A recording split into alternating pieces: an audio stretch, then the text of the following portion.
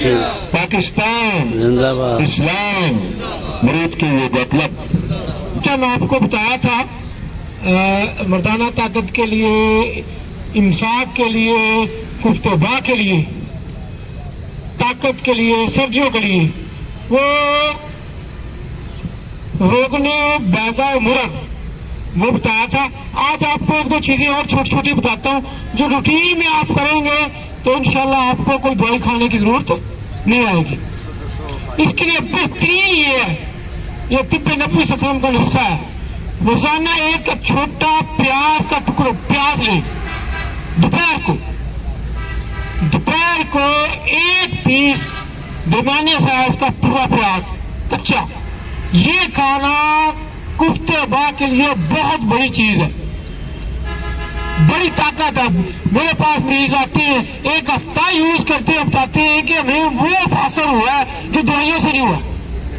ये बहुत बड़ा नुस्खा है। एक दूसरा, रात को दूध के अंदर कच्चा अंडा फेंट ले, अंडे को बॉयल नहीं करना, कच्चा अंडा गर्म दूध के अंदर मिक्स करके वो ले, मर्दाना ताकत के लिए बेहतरीन नुस्खा है। ये तंदुरुस्त बनने के लिए जो मरीज है वो कंसल्ट करे। ये मैं अक्सर आपको बताता हूँ, जो पेशेंट है इससे मशवरा कर ले। तीसरा नुस्खा आपको बता रहा हूँ, ये गजा है, ये गजाई नुस्खे है। जहां तक हो सके दवाई से बचे, गजा से जो काम चल रहा हो, खुराक से जो काम चल रहा हो, वो दवाई से उससे अवॉइड करें। तीसरा नुस्खा बेहतरीन पुट्ठों की ताकत के लिए, मतलब मर्दाना ताकत के लिए, वो सुबह नहार मुंह सौगी और बादाम का इस्तेमाल बेशुमार ताकत देता है।